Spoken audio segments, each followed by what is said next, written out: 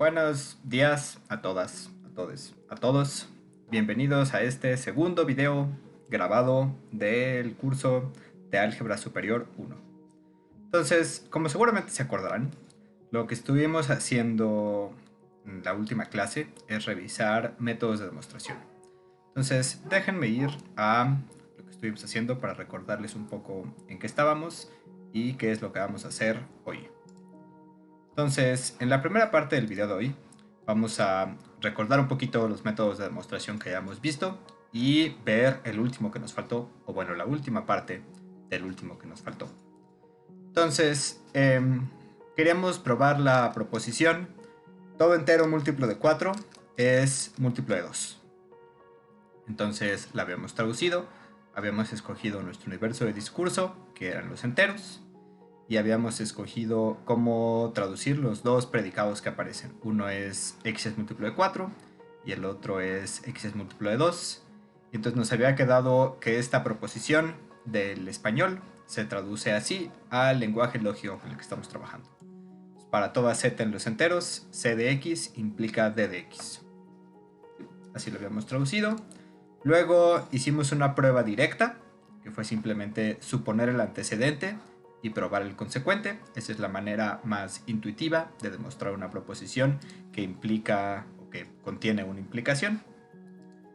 Posteriormente vimos que en realidad probar esta implicación es lógicamente equivalente a probar esta implicación, donde se niega el consecuente, se niega el antecedente y se voltea la implicación. Entonces nos queda la negación de d de n implica la negación de c de n, es equivalente a probar nuestra implicación. Probamos que esas dos implicaciones son lógicamente equivalentes, fijándonos en las tablas de verdad. Y pues hicimos la prueba de esto.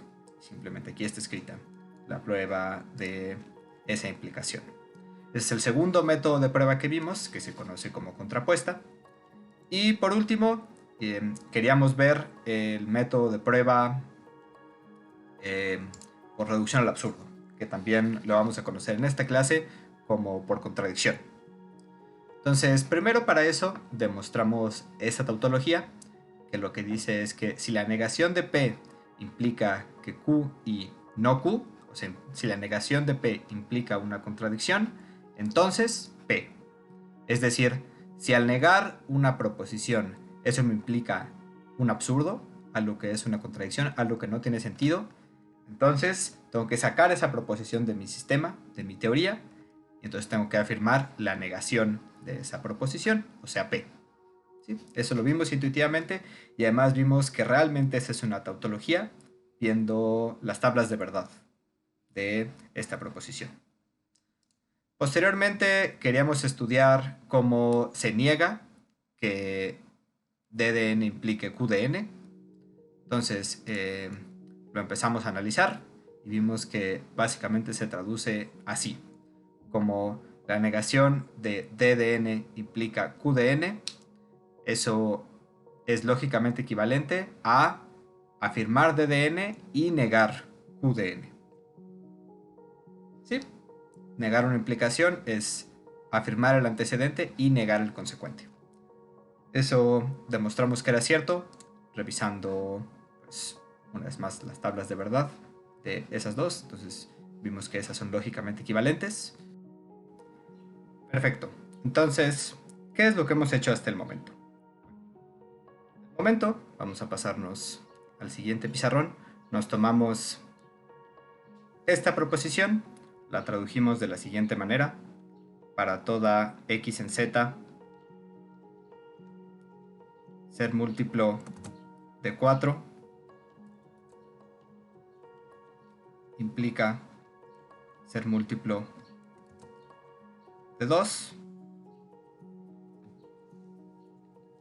Eso ya lo tradujimos. Además vimos que esta proposición que está aquí es una tautología.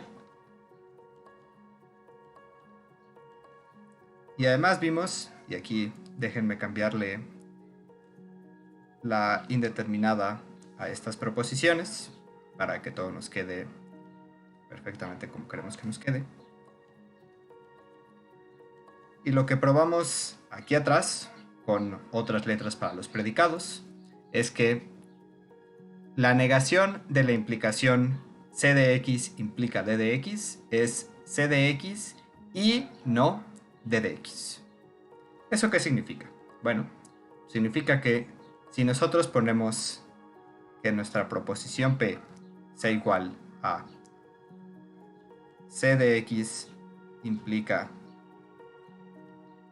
d de x, entonces, por lo que está aquí arriba, por esta equivalencia lógica, la negación de P va a ser igual a c de x y no d de x. Entonces, si leemos lo que está aquí en esta tautología, ¿qué tenemos? Si probamos que c de x y no d de x implica una contradicción, implica que q y no q, entonces vamos a poder afirmar P. Y como P es justo c de x implica d de x, vamos a haber probado para una x arbitraria la implicación que queremos probar. Y como eso va a ser para una x arbitraria, eso lo va a probar para todas las x en z y vamos a poder demostrar nuestra proposición. Entonces, ese es el esquema general de toda prueba por reducción al absurdo. Uno asume el antecedente y la negación del consecuente y demuestra una contradicción. Si uno hace eso, entonces va a haber demostrado la implicación que se está buscando. Y el hecho de que esto sea una tautología y de que esto sea una equivalencia lógica es lo que prueba que las pruebas por contradicción tienen sentido.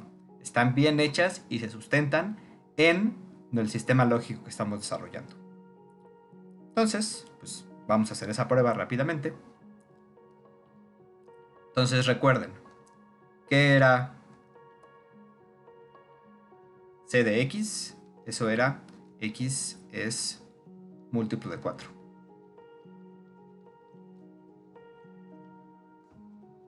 Tenemos 1, x es múltiplo de 4. 2, tenemos la negación de d de x, es decir, x no es múltiplo de 2.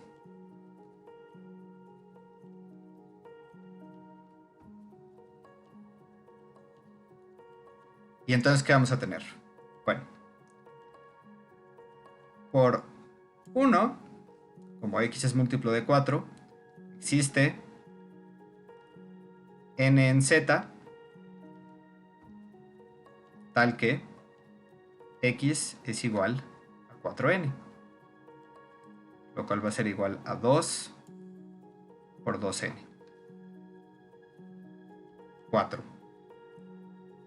Si m es igual a 2n, entonces x es igual a 2 por m. 5. ¿Eso qué implica? Que x sea igual a 2 por n. Entonces, x es múltiplo de 2.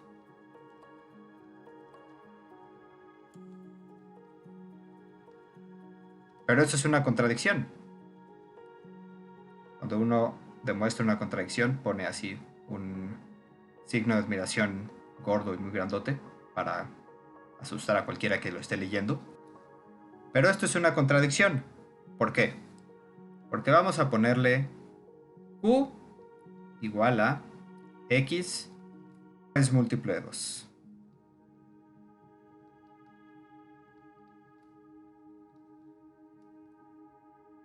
Entonces, ¿qué tenemos? Pues que esto es q y que esto es no q. Entonces, ¿qué probamos? Que si asumimos la negación de p, donde la negación de p es justo c de x y no d de x, probamos que eso implica q y no q. demostramos esta implicación. De asumir no P, probamos Q y no Q.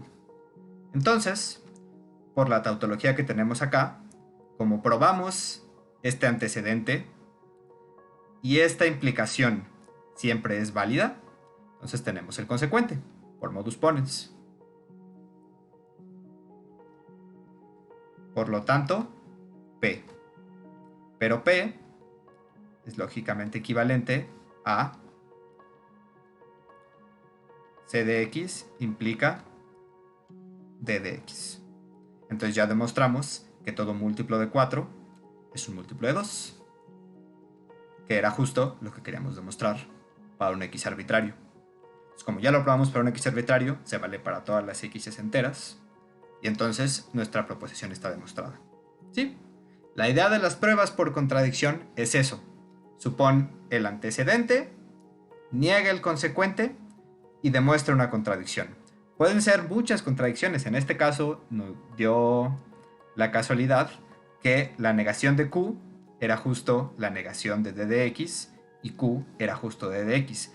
Pero se pueden demostrar otras contradicciones. Se puede probar que alguien es igual a un número y también es distinto a ese número. Se puede probar muchos distintos tipos de contradicciones. Este método de demostración, además, usualmente en los primeros semestres, se utiliza mucho porque, si se fijan, nos permite asumir más hipótesis. Nos permite asumir lo que usualmente se asume, que es el antecedente, y además nos permite asumir la negación del consecuente. Entonces, es un método de demostración que tiene hipótesis adicionales. Tiene dos hipótesis, a diferencia de los dos métodos previamente vistos, que solo tienen una hipótesis con las que se puede iniciar.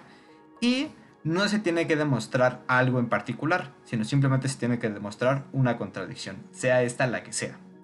Todos estos métodos de demostración, este método de demostración, el reducción al absurdo, es bastante socorrido para los estudiantes de primeros semestres. Si lo llegan a dominar, les va a resolver muchos problemas. Entonces, úsenlo en cuanto puedan. Nada más tengan claro, por un lado, por qué funciona, que es lo que vimos aquí. Y por otro lado, cómo usarlo. Se asumen estas dos hipótesis y se demuestra algo que es un absurdo, algo que no tiene sentido, algo que es una contradicción. Ya vieron en la ayudantía del viernes varios ejemplos de esto. Entonces, espero les hayan servido. Y pues si tienen alguna duda, por favor, pregúntenme el martes y las podemos checar con todo gusto o podemos ver más ejemplos. Aquí simplemente trabajé con el ejemplo que ya hemos estado trabajando en la clase del jueves. Perdón, del viernes. En la clase del viernes. Ok.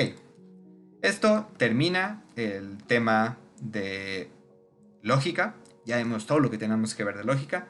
Vimos lógica proposicional. Vimos una introducción a lógica de predicados.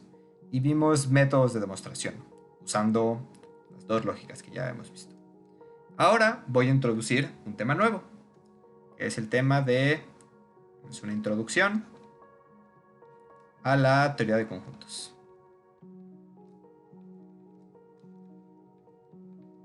Entonces, primero un poquito, ¿por qué se ve este tema en los cursos de Superior 1? Bueno, pues resulta que en la matemática moderna, ¿se entiende la matemática moderna? Todo está basado en la teoría de conjuntos. En la matemática moderna, todos son conjuntos, excepto algunas cosas de la teoría de categorías, pero en general, todo en la carrera de matemáticas son algún u otro tipo de conjunto. ¿Sí? Los espacios vectoriales son conjuntos, los enteros son un conjunto, los naturales son un conjunto, los reales son un conjunto, lo que ven en cálculo, R2, R3 y todos los lugares donde hacen geometría y geometría analítica bien son conjuntos. Entonces, toda la buena parte de la matemática moderna está basada en los conjuntos. Se usan los conjuntos para construir los objetos matemáticos. Entonces, es importante entender las propiedades básicas de estos conjuntos, saber con qué herramientas nos ofrecen los conjuntos para que ustedes puedan desarrollar su formación matemática en otras carreras. Y sobre todo en los cursos de álgebra superior 1 se ve lo que se conoce como álgebra de conjuntos, ¿no? las operaciones que ustedes ya conocen. Diferencia de conjuntos, unión de conjuntos, intersección de conjuntos, el producto cartesiano, el conjunto potencia. ¿Sí? Seguramente ya han escuchado hablar de ellos, seguramente en sus previos cursos de álgebra o en la prepa ya trabajaron un poquito con el álgebra de conjuntos, o sea, cómo uno puede jugar con estas operaciones. Esto es por un lado lo que se hace en el curso de Superior 1. En este curso en particular vamos a hacer dos cosas adicionales a ver el álgebra de conjuntos, a pesar de que este va a ser nuestro interés principal. Por un lado, vamos a ver una probadita muy chiquita de la axiomatización de la teoría de conjuntos. Vamos a ver algunos de los axiomas que determinan la teoría de conjuntos. Esto es importante porque pues, con estos axiomas, con los axiomas de la teoría de conjuntos, pues, son aquello con lo que todo matemático tiene que estar de acuerdo, ¿no? Tenía una maestra que me decía, cuando uno entra a la carrera de matemáticas o en general a las carreras de la Facultad de Ciencias, uno entra a la iglesia de Zermelo Fraenkel.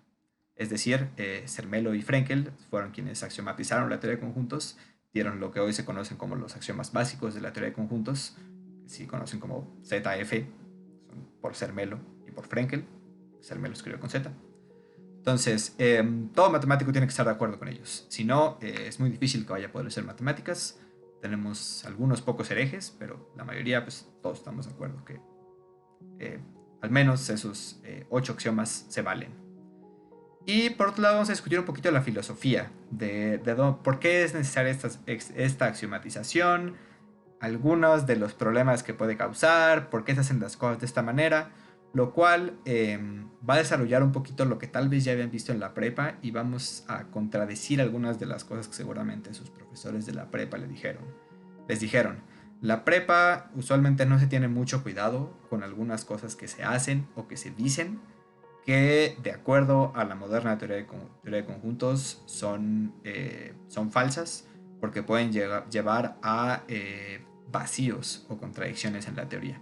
O sea, hay muchas cosas que vamos a ver que no se definen de la manera como ustedes están acostumbrados en la prepa o hay ciertos objetos con los que tenemos que tener cuidado cuando trabajamos porque nos pueden llevar a lugares a donde no queremos llegar en la teoría de conjuntos. Entonces ahí vamos a discutir un poquito de la filosofía de por qué pasan estas cosas y así.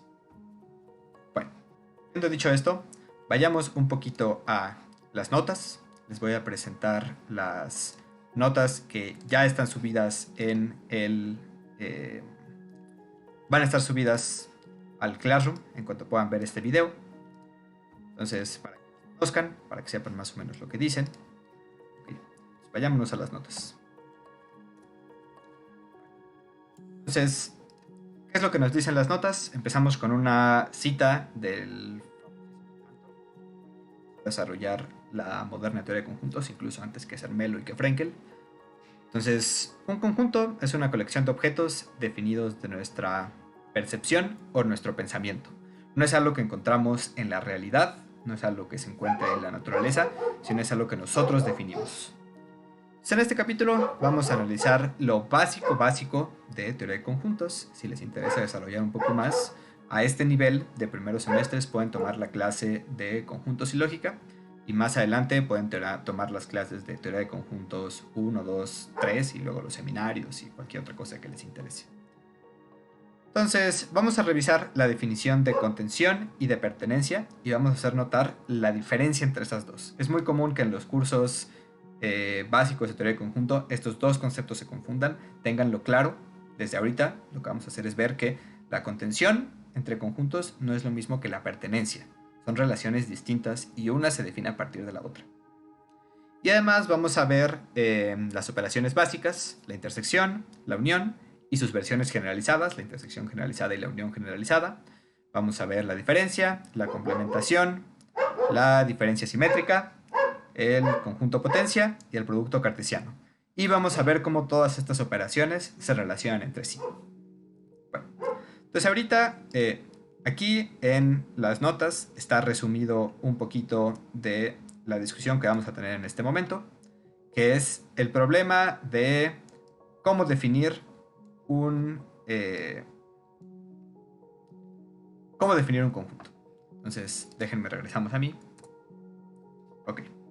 Entonces, como ustedes ya sabrán, Usualmente en matemáticas, cuando se va a definir un conjunto, se trata de hacer de la manera, pues, menos ambigua posible, ¿no? Queremos tener claro qué es un espacio vectorial, tenemos que tener claro qué son los reales, tenemos que tener claro qué son los objetos con los que estamos trabajando y definirlos de una manera que no haya espacio a que las personas se confundan y crean que estamos hablando de otra cosa.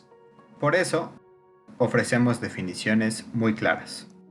Sin embargo, en teoría de conjuntos, no vamos a poder definir de manera precisa qué es un conjunto. ¿Por qué?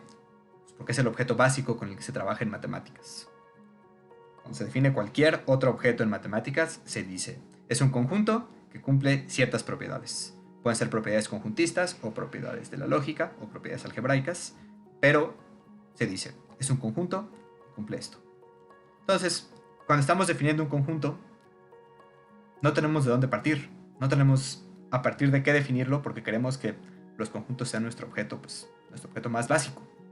Si definiéramos los conjuntos a partir de otra noción, ahora esa nueva noción sería más básica y ahora tendremos el problema de cómo definimos esa noción más básica. Pues habría que bajar ese otro escalón y definir una noción más básica que la más básica que la más básica y pues así llegaremos a una escalera infinita de definiciones y nunca tendremos claro de qué estamos hablando. O sea, en algún momento hay que cortar y decir, esta va a ser mi noción más básica, mi noción primitiva, a partir de ello voy a definir todo lo demás. En matemáticas son los conjuntos. ¿Sí? Entonces, nos ofrece una definición perfectamente pues, matemática clara. Simplemente, si les interesa un poquito, simplemente un conjunto va a ser todo aquello que cumpla la axiomatización de Zermelo-Fraenkel. O sea, todo aquello que cumpla con los axiomas de la teoría de conjuntos. Entonces, pues lo único que vamos a decir a este nivel es un conjunto, es una colección de objetos que va a cumplir con los axiomas que vamos a introducir en esta sección de las notas. Eso va a ser para nosotros un conjunto. Y vamos a introducir un poquito de notación. Entonces, voy al pizarrón. Entonces, cuando hablemos de conjuntos, lo vamos a hacer con letras mayúsculas. A, B, C, etc. Esta es una notación que vamos a establecer para esta clase. En la moderna teoría de conjuntos no se establece la distinción que ahora voy a introducir. Y los elementos de un conjunto, las partes de un conjunto, vamos a usar las letras chiquitas, las letras minúsculas. A, B, C, etcétera, minúsculas. ¿Sí? Y vamos a usar, y eso sí es una convención que se usa de manera estándar a lo largo de las matemáticas, vamos a utilizar las llaves para determinar a un conjunto. Nos van a quedar cosas como A es igual a la colección de elementos A, B, C, D. Eso lo que me está diciendo es A es el conjunto cuyos elementos son A, B, C, D. Eso es todo lo que vamos a introducir de notación. Y ahora vamos a definir la única noción que es primitiva en la teoría de conjuntos. Y es la noción de pertenece o es elemento de A. Entonces, dado este conjunto, decimos que A pertenece a A mayúscula. Y con eso lo que queremos decir es, pues como lo acabo de decir, A pertenece a A, o A es elemento de A. ¿Sí? Esta noción de pertenencia, de un elemento pertenece a un conjunto, es la noción más básica de la teoría de conjuntos y es, si se fijan más adelante, lo único que va a axiomatizar, que se va a axiomatizar a partir de la axiomatización de la teoría de conjuntos. La teoría de conjuntos simplemente va a decir qué propiedades cumple esta noción de pertenencia. Entonces, vamos a revisar los primeros 3 axiomas que vamos a introducir en este curso. Posteriormente vamos a introducir un cuarto axioma. Pues ahorita vayámonos con... Entonces déjenme regresarme a las notas.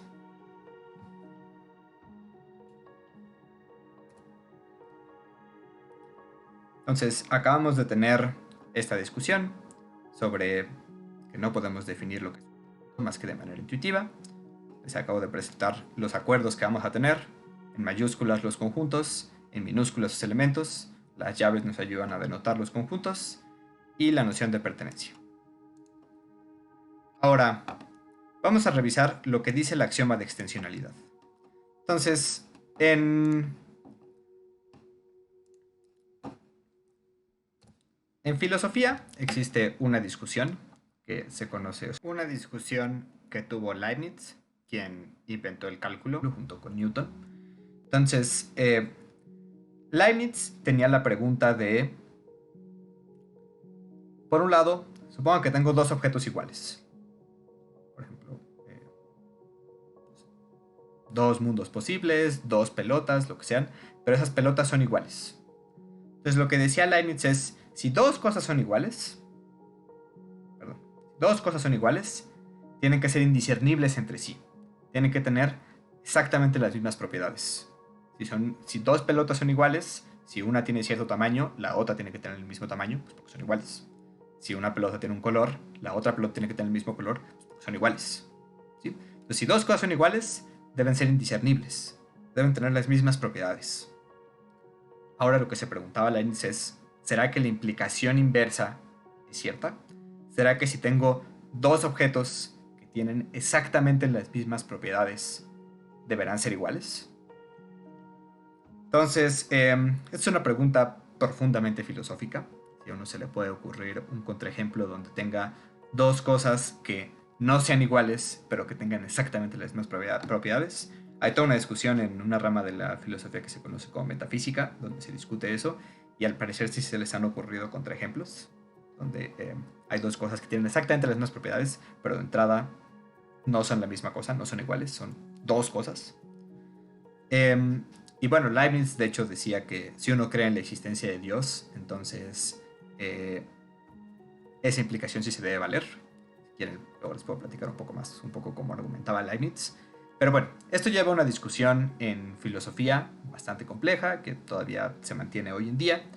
Pero quienes estaban axiomatizando la teoría de conjuntos dijeron, nosotros no queremos entrar en discusiones filosóficas. Nosotros queremos resolver ese problema de una manera fácil y elegante. Entonces ellos lo que dijeron fue, bueno, vamos a introducir un axioma que se conoce como el axioma de extensionalidad. Y lo que ese axioma dice es, dos conjuntos son iguales si y solo si tienen los mismos elementos. Entonces, ¿qué propiedades definen a los conjuntos? Únicamente los elementos que tienen. Y entonces ahí sí se cumplen lo que se conocen como las leyes de Leibniz. Si dos conjuntos son iguales, tienen las mismas propiedades. Es decir, tienen los mismos elementos. Y esa es la parte que nos va a interesar más, si dos conjuntos tienen los mismos elementos, las mismas propiedades, entonces son iguales. Son el mismo conjunto. Eso es lo que dice el axioma de extensionalidad. Mismos elementos implican igualdad entre conjuntos. Y ese lo vamos a usar justo cuando queramos probar que dos conjuntos son iguales. Pues vamos a probar que tienen los mismos elementos. ¿Sí? Eso simplemente es un axioma que nos explica cómo funciona la igualdad entre conjuntos, que se puede simplemente escribir así. A es igual a B si y solo si para toda A. Si A es elemento de A, eso pasa si y solo si A es elemento de B. Luego, el segundo axioma. El segundo axioma lo que nos dice es, al menos existe un conjunto, y ese conjunto es el conjunto vacío. Al menos existe un conjunto, y ese es el conjunto que no tiene elementos. Ese conjunto se denota por esta teta mayúscula.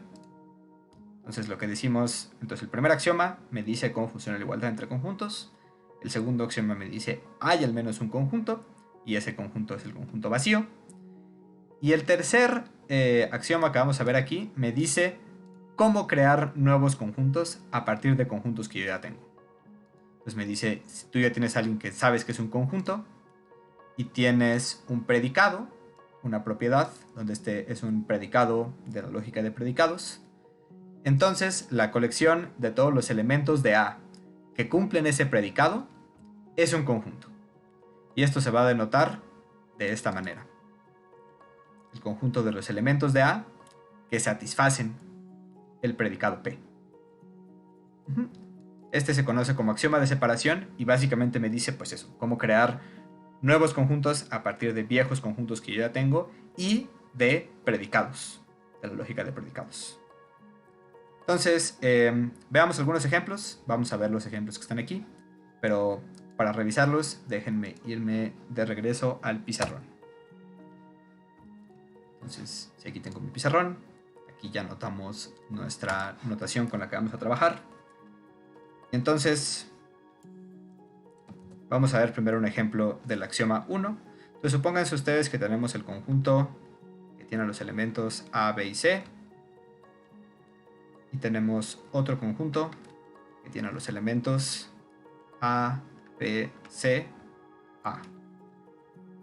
Entonces, como ustedes pueden observar, este elemento está aquí y está acá. Este elemento está aquí y está acá. Este elemento está aquí y está acá.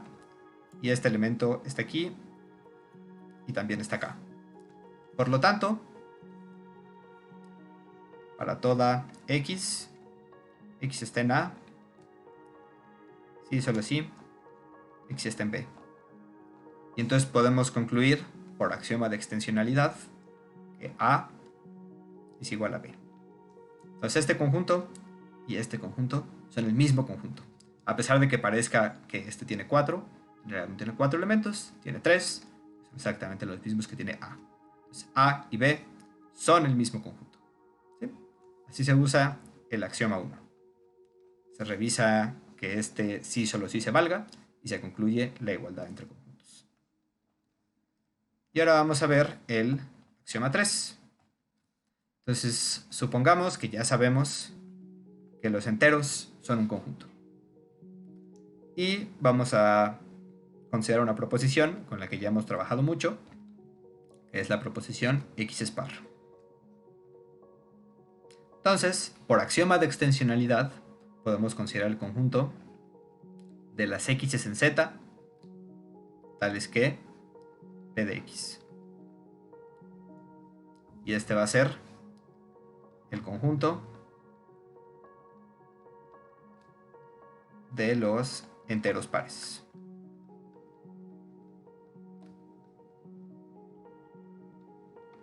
Sí, este axioma de extensionalidad lo que me permite es trabajar con proposiciones y conjuntos que ya tengo y construir nuevos conjuntos. También pueden hacer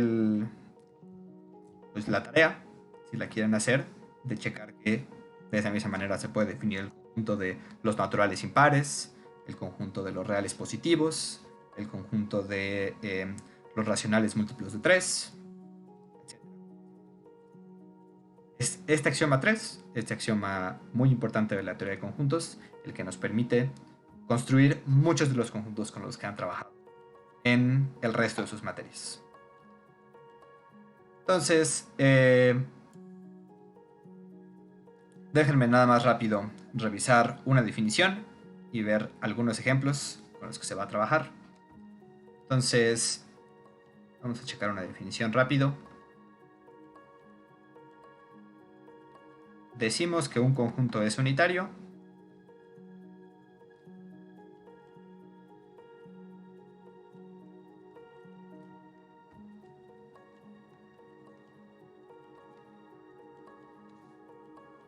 si tiene únicamente un elemento.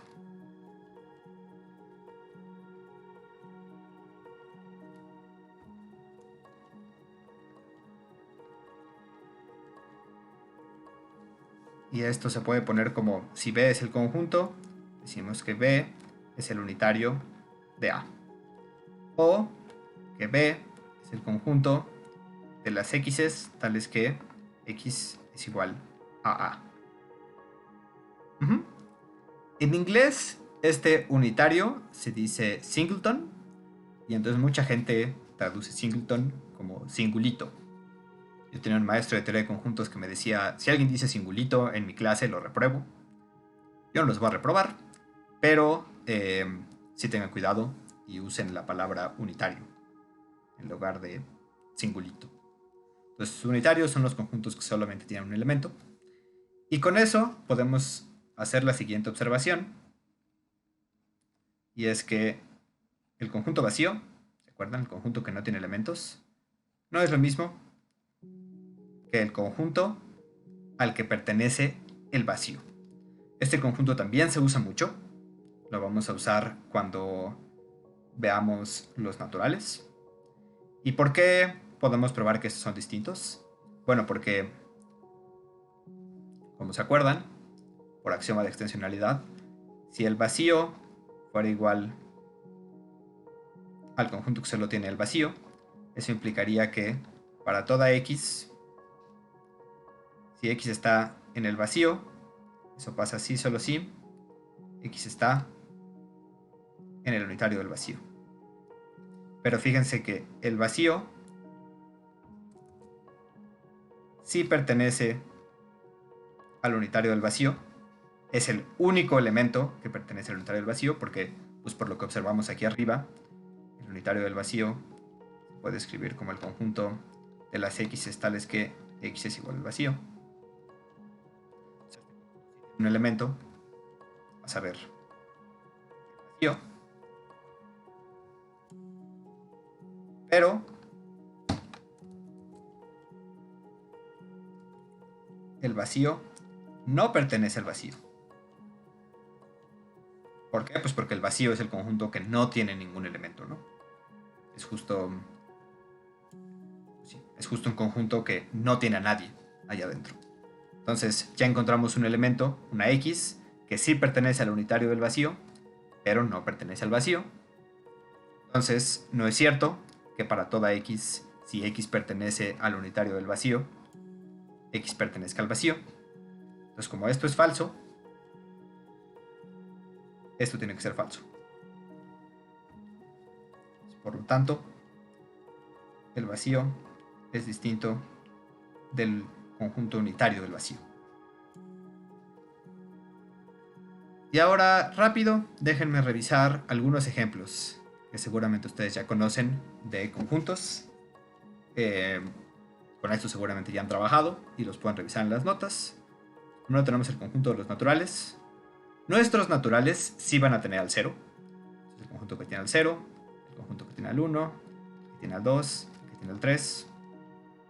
Y así hasta cualquier n en los naturales. Y se sigue. Si quieren que discutamos por qué nuestros naturales tienen al 0, lo podemos ver el martes, si nunca han tenido esa discusión de si los naturales contienen al 0 o no y por qué. 1. Nuestro ejemplo 2 van a ser los enteros. Los enteros, pues ya saben quiénes son, ¿no? Incluyen al menos 3, al menos 2, al menos 1, al 0, al 1, al 2, al 3, y así hasta cualquier n, y se sigue, ¿no? Es el conjunto de los enteros con el que ya hemos estado trabajando en los ejemplos que vimos en lógica. Luego déjenme darles un poquito un ejemplo de cómo funciona la pertenencia. Si tenemos el conjunto A igual al 2, al 3, al 6 y al 8, perdón, este quería que fuera el 4. Entonces es claro por cómo está definido que el 6 sí pertenece a A y que el 5 no pertenece a A. Simplemente el 6 sí es un elemento de A, mírenlo, aquí está. Y el 5 no es un elemento de A, pues porque el 5 no es el 8, ni el 6, ni el 4, ni el 2.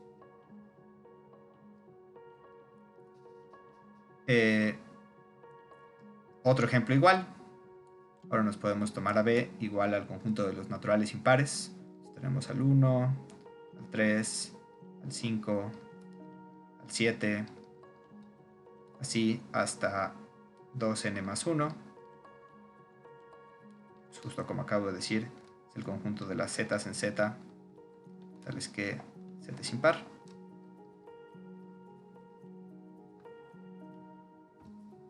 Entonces, pues, si me tomo un impar, por ejemplo el 15, ese sí va a ser elemento de B. Y si me tomo un par, por ejemplo el 20, entonces ese no va a ser elemento de B.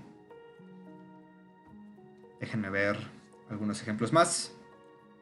Luego, los conjuntos no solo tienen que tener números, también pueden tener letras. Por ejemplo, podemos considerar el conjunto A, L, G, E, B, R, que es el conjunto de las letras de álgebra.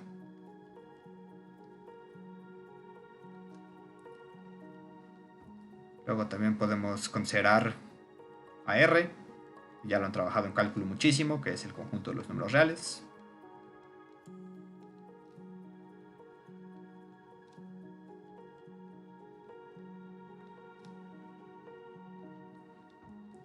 También este ejemplo es un poco más interesante, es R2, en plano cartesiano, y va a ser el conjunto de las parejas ordenadas, ¿no? X, Y, tales que X, Y pertenecen a R.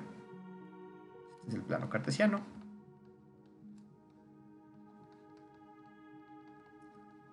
Y vamos a ver un poquito más adelante justo cómo se puede definir el par ordenado X, Y únicamente utilizando conjuntos, ¿no? Ahorita pues simplemente es notación, donde ustedes ya saben qué propiedades tienen los pares ordenados y cómo se denotan, pero vamos a ver cómo podemos entender los pares ordenados simplemente como conjuntos de elementos, sino como, pues eso, como parejas ordenadas. Luego también podemos considerar a Y igual al conjunto de las z en z, tales que z al cuadrado es igual a 1.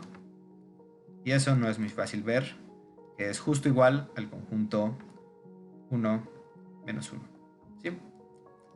Esta igualdad es fácil probarla con el axioma de extensionalidad. Se lo pueden llevar de tarea. Y por último, el último ejemplo que vamos a ver,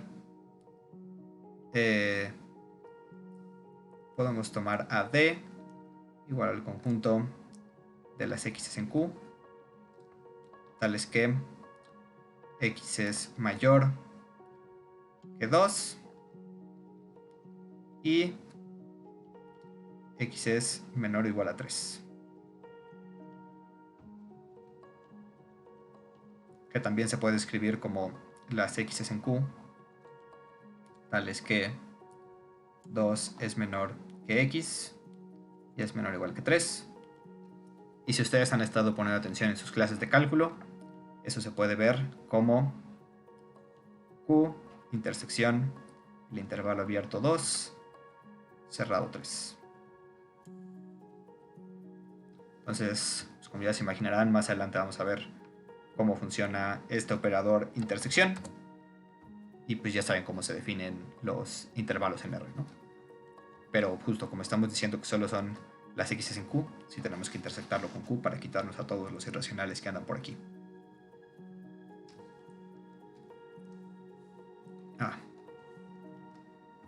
Hay otros 3 ejemplos que se ven en las notas. Pues ya no los voy a revisar para no abusar demasiado de su paciencia.